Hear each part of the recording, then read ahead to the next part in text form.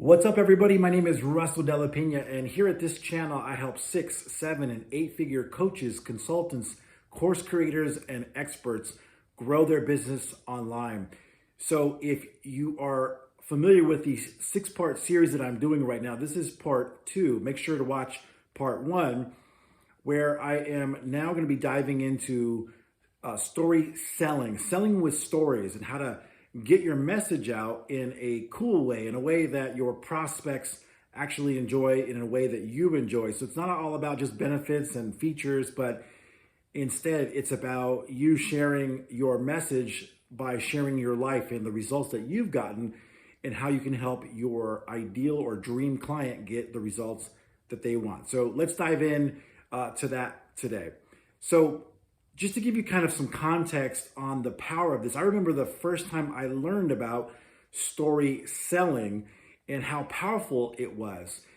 First off, I learned about origin stories, talking about my origin, how I got into whatever business that I was currently serving people in. So back in the day, it was virtual, no money down real estate investing. And so I shared my story, how I was a former realtor with Keller Williams and Remax, and I worked 14 to 16 hours a day, 7 days a week, super stressed out all the time, grew a successful business that ultimately flopped and went bankrupt, and I lost everything, the house, the car. I mean, it sounded like a country song that you hear often, where you're losing everything except the dog, right? Maybe even the dog. And so that was the story that I talked about all the time, that I would convey to my prospects who are going to be joining my coaching program or buying my e-course. And so I told that story on a regular basis so that people would understand that I understood where they were coming from, because I had success as a realtor, but then I lost that, and I looked for a way to kind of go virtual, a way to automate my business and not have to work the 14 to 16 hours a day, 7 days a week like I did when I was a realtor. So if you're a lawyer, or if you're a doctor, or anybody who works a lot of hours, makes great money, but works a lot of hours, then that story would resonate with you if you were looking to get into real estate, but do it in a way that you could do it from home. I taught people how to do that without leaving their house. They could buy and sell property without any money and without leaving their house. And so it was a great program. It was a great way to serve people.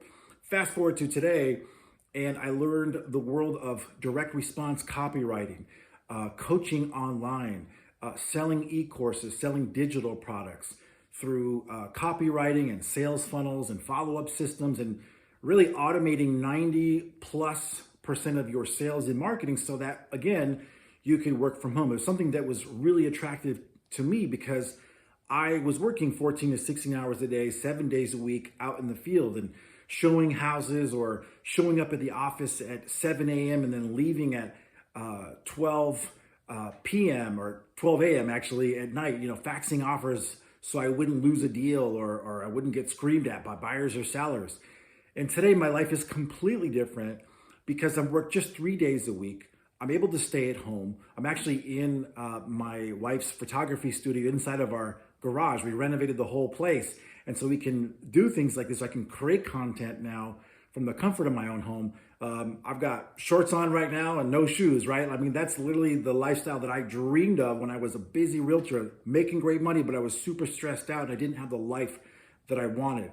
And it was all about learning how to convey the value of what I was selling or serving with. So whether it was me being a realtor or selling my virtual online real estate course, I had to get good about telling stories. I had to be able to show you kind of where I used to come from, where I was today, and where I was going to head to in the future. And so if you think about it, it's actually what I just did right now. I shared my origin stories, and that's, again, the powerful way to bridge the gap, so people can see how is it that you relate to whatever product or service that you sell, but do it in a way so it makes sense, and also in a way that people can say, yeah, I can relate to that. I can see why you got into doing what you're doing, or why it is that you feel that whatever product or service that you offer is valuable.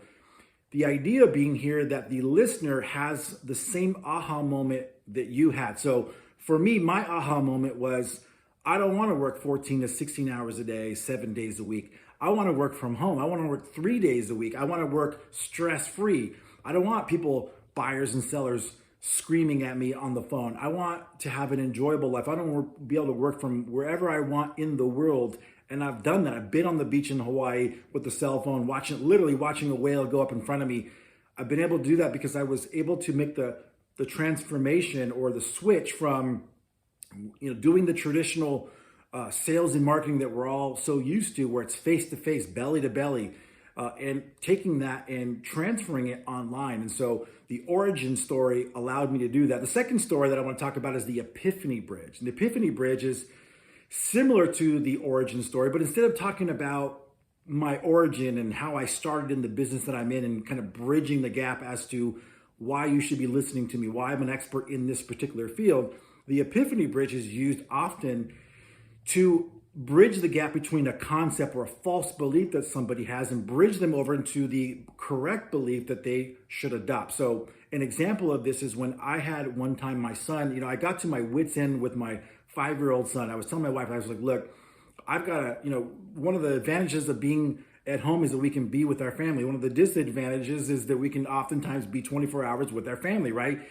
And so when you've got your 5-year-old son who's like, hey, I want to play, Daddy, I want to play. And I'm like, son, I've got to clean stuff up. I still have some responsibilities to take care of at home.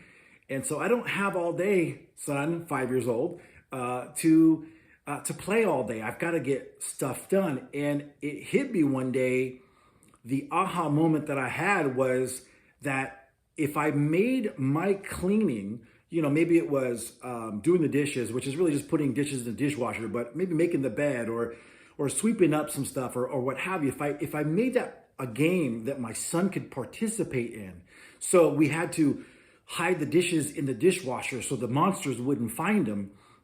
If I turn my cleaning, the thing that was a struggle between he and I, into something that he enjoyed, and if I told the story of how the monsters were going to get us, but if we got him into the dishwasher on time and pressed the button to start the machine so that way they would not find us, or whatever it is that I made up in that moment, my son loved it. I mean, he reacted to it so much. And so as I'm making the bed, because or making the bed or taking a shower, I said, when you take a shower, the monsters can't see you because they can't smell you because you just got clean. And so I would do all these things to get him to do what I needed him to do that he before was resistant. But when I started to tell a story with it, my son loved it. He loved it. He no longer resisted. In fact, he looked forward to it. And so the epiphany that I had at that time is, instead of me against him and resisting, I turned everything that we did into a story. And so just to recap, we've talked about the origin story. The origin story is how you got into whatever business that you're in, why you believe in the product or service that you believe in. And the Epiphany Bridge is bridging the gap from a false belief to a correct belief. So maybe your clients have false beliefs about the products or service that you offer. Maybe they've got a lot of objections. Well, it can become a verbal judo match if you two are going at it and you're like, well, no, you're wrong, that's not correct, and no, that's not how it is. And listen, your client or customer doesn't want to be made wrong, right? They want you to be their advocate. They want you to be their advisor. And so if you know that your client or customer has a false belief, the worst way you can try to convince them, and you don't want to convince them in the first place, but the worst way you can do that is try to shove down the throat of that person your beliefs. Instead, you can share your epiphany. Mr. or Mrs. Client, I used to believe X, Y, and Z also. But here's what I found. One day I had this experience where everything changed. And today, because of that one experience or that one epiphany that I had, today I see everything different. And so using the Epiphany Bridge bridges the gap between the false belief into the new correct belief. And it does it in a cool way, so that way you're not force feeding what you believe down their throat. Instead, they're adopting it on their own.